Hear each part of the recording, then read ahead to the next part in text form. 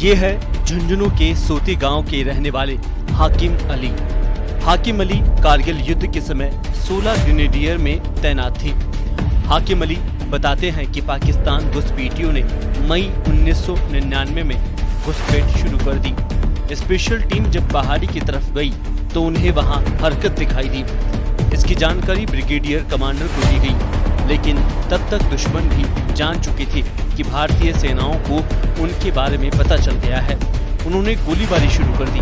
अचानक की गई गोलीबारी में कई जवान शहीद हो गए।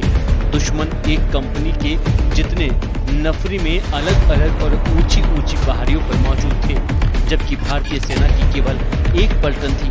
लेकिन बाद में नीचे से और पलटनों को ऊपर के लिए रवाना किया गया। फिर हमारे नुमाइंदे वहाँ गए थे, वहाँ से हमने उनको खदेड़ने की कोशिश की। तब तक हमारे पर उन्होंने फायरिंग कर दिया था। फिर पता चला कि यहाँ तो मतलब एक कंपनी की नफरी है। फिर नीचे से कुछ आदमी और बुलाए। फिर सभी पहाड़ी टाइगर हिल है, 5165 पहाड़ी है, मदारी वो क्या बोलते हैं उन्हें दुर्गा पोस्ट है, और मोटर पोस्ट थे वहाँ दुर्गा पोस्ट पे, वहाँ 5165 पे आके हमारा पोस्ट था। फिर पत्थर पोस्ट था और सेंडो पोस्ट था। वहाँ पता चला कि वहाँ भी पहाड़ियों पर। हाकिम अली बताते हैं कि उनकी पलटन परमानेंट कारगिल की पहाड़ियों पर थी। ऐसे में नई पलटनों को पहाड़ियों की इतनी जानकारी नहीं थी, इसलिए फैसला लिया गया कि उनकी पलटन के जवानों को टुकड़ों में नई पलटन के साथ भेजा जाएगा, ताकि वो पहाड़ियों की सारी जानकारी देते रहे। भूख प्यास की परवाह किए बगैर हमने युद्ध लड़ा। युद्ध के दौरान हमले में टूटे पत्थर उनके भी माथे पर लगे और वो घायल हो गए, लेकिन उन्होंने युद्ध बीच में नहीं छोड़ा और दुश्मनों से लड़ते रहे। आपने जाखल का मोहम्मद सलीम है, तो वो 1565 पे था। तो वहाँ उसके ये जो अंगुली यहाँ से ये खत्म हो गया था, और वो यहाँ से स्प्लेंडर लगा था। उसके आर्टिक की सेलिंग पड़ी थी, उससे यहाँ से निकल के यहाँ से स्प्लेंडर निकल गया था, और यहाँ से ये खत्म हो गया था। उसके लगी थी। युद्ध के दौरान एक दिन में वो 2 बार बम के शिकार होते बचे। टाइगर हिल पर बैठे दुश्मनों ने एक बार बम फेंका तो वो नाले में गिरा और उनके बटालियन के लोग बच गए, लेकिन उनके ऑफिसर ने अंदाजा लगा लिया था कि दूसरा बम कहां आएगा। थोड़ी देर बाद ही वहां पर आकर दूसरा बम गिरा।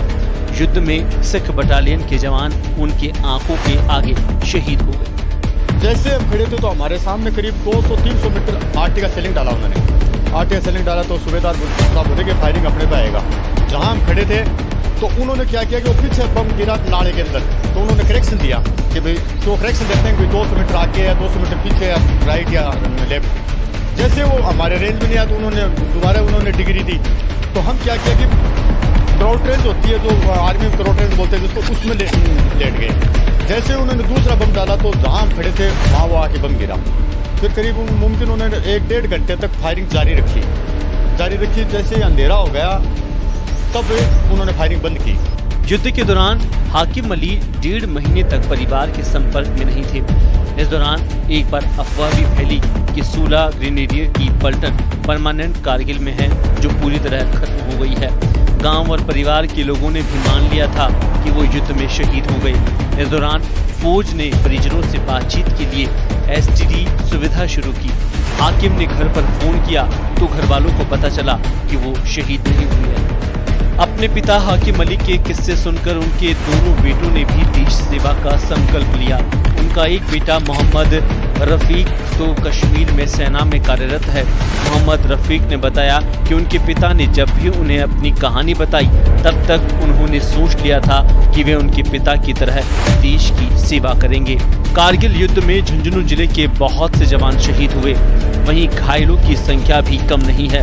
भारतीय जवानों ने कारगिल की पहाड़ी पर तिरंगा फहराकर अपने शौर्य का प्रमाण दिया और देश के अभिमान और शान की रक्षा की।